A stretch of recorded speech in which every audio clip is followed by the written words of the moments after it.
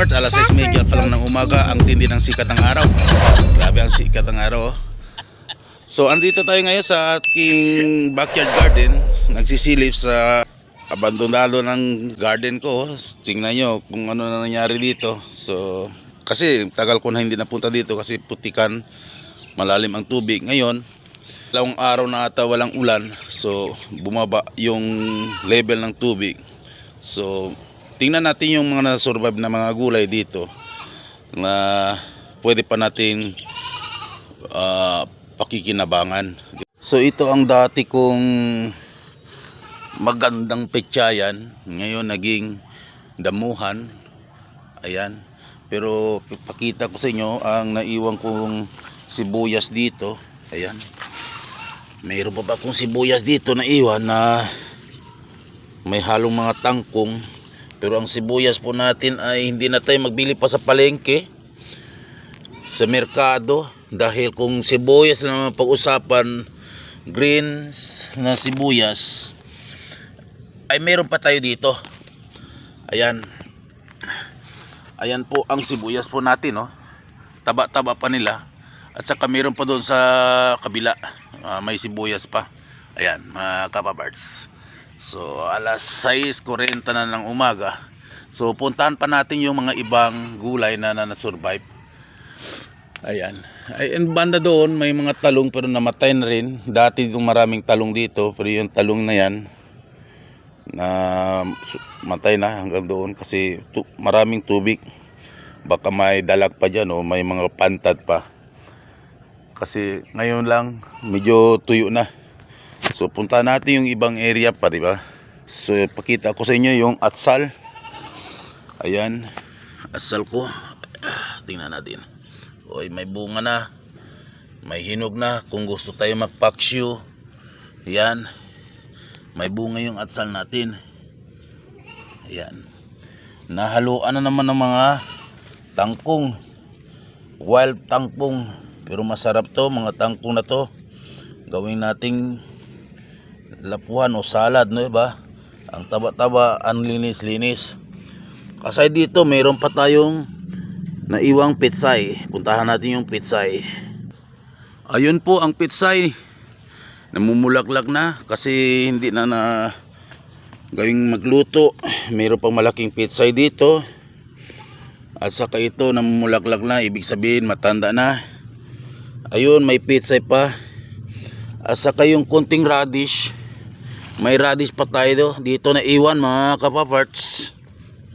Ayan, pwede na to i-harvest, iluto kung sakaling gusto iluto, di ba?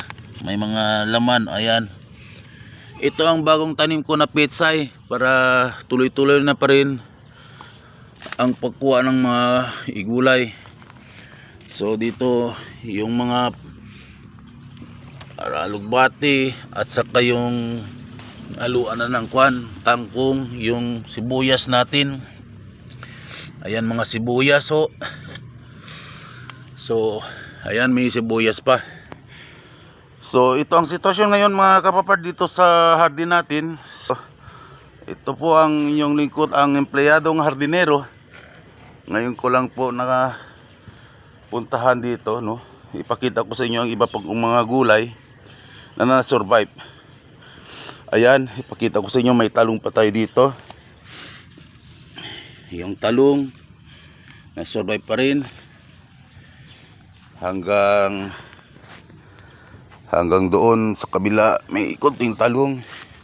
Yung hanging tomatoes po natin, may bunga na may hinog na galing lang po siya dito sa taas. Hanging siya, namumunga, di ba? Ayan.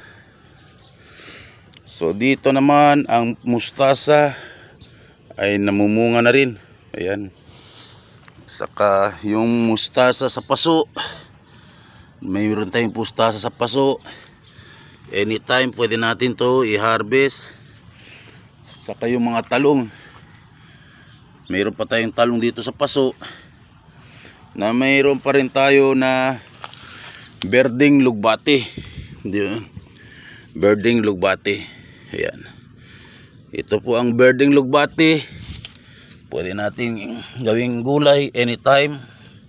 Birding sila. So marami ng damo. Kailangan ko na talaga dito mag-cultivate upang sa ganun ibalik ang kagandahan ng aking garden. Sa ngayon busy pa tayo.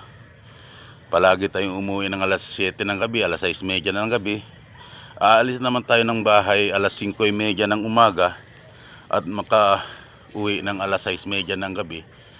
So naubusan ng oras ko doon sa aking trabaho bilang empleyado.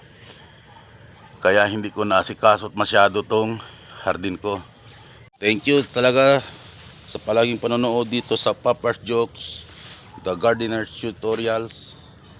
So ito, pinakita ko sa inyo ngayon, ito nga ang sitwasyon nga dito sa ating backyard garden.